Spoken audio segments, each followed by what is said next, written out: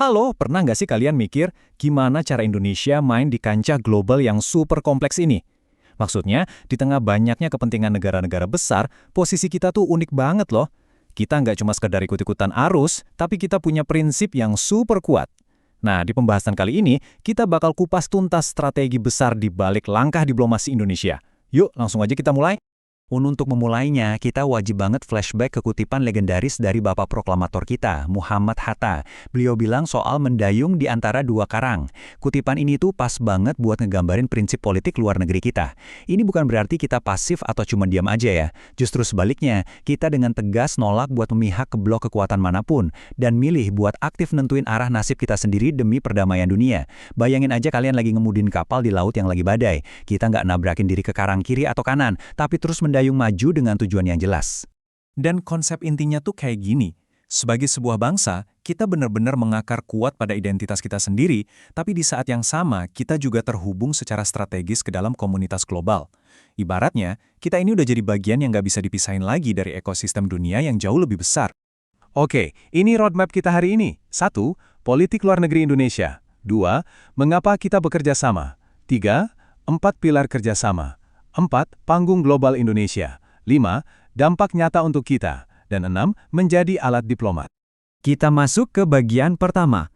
Politik luar negeri Indonesia, amanat konstitusi. Poin yang paling krusial di sini adalah, diplomasi kita tuh bukan cuma sekedar hobi politik atau proyek iseng pemerintah aja. Ikut melaksanakan ketertiban dunia, memperjuangkan kemerdekaan, perdamaian abadi dan keadilan sosial, itu adalah sebuah amanat mutlak. Ini benar-benar tertulis jelas di pembukaan UUD 1945 kita. Jadi ya, ini udah jadi tugas bawaan bangsa kita sejak hari pertama negara ini berdiri. Lanjut ke bagian 2. Mengapa kita bekerja sama? Kebutuhan untuk terhubung. Fakta simpelnya tuh gini, negara-negara di berbagai benua saat ini benar-benar saling terkoneksi.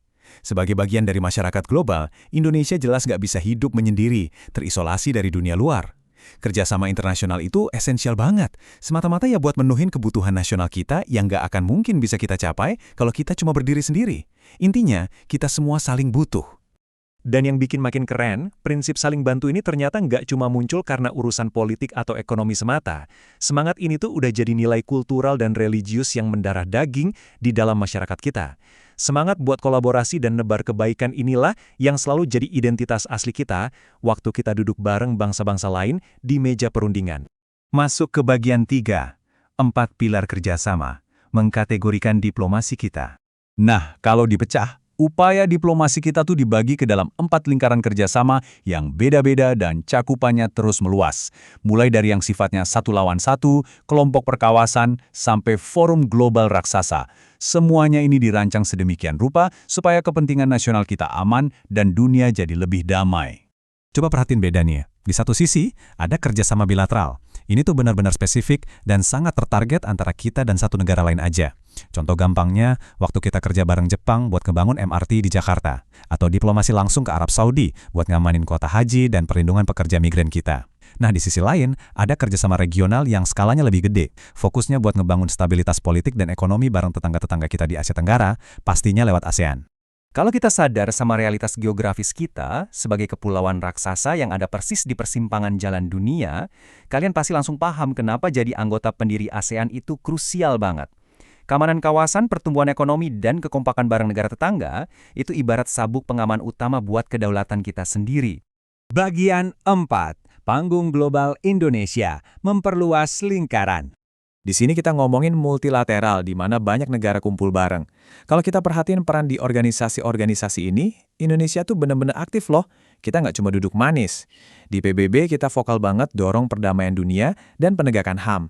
Terus di G20 kita maju sebagai perwakilan yang nyuarin kepentingan negara-negara berkembang pas lagi ada krisis ekonomi global.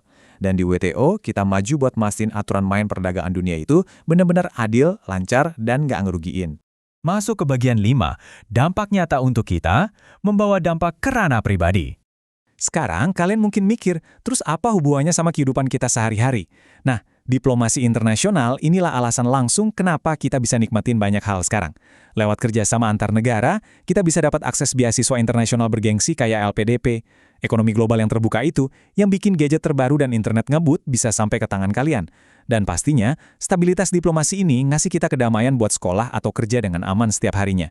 Ujung-ujungnya, ini semua ngebantu kita jadi warga global yang kompetitif, tapi tetap bangga dengan identitas keindonesiaan kita. Terakhir, bagian 6, menjadi alat diplomat, giliran Anda mengemudi.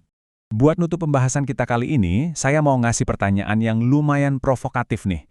Kalau hari ini kalian ditugasin jadi seorang diplomat dan harus bikin policy brief buat ngatasin isu global raksasa, katakanlah krisis iklim atau ketahanan pangan, langkah apa yang bakal kalian ambil, kerjasama mana yang bakal kalian pilih, dan yang paling penting, gimana cara kalian ngemudiin kapal kita dan mendayung di antara dua karang demi nyiptain solusi yang nguntungin Indonesia sekaligus bawa nilai-nilai Pancasila buat dunia.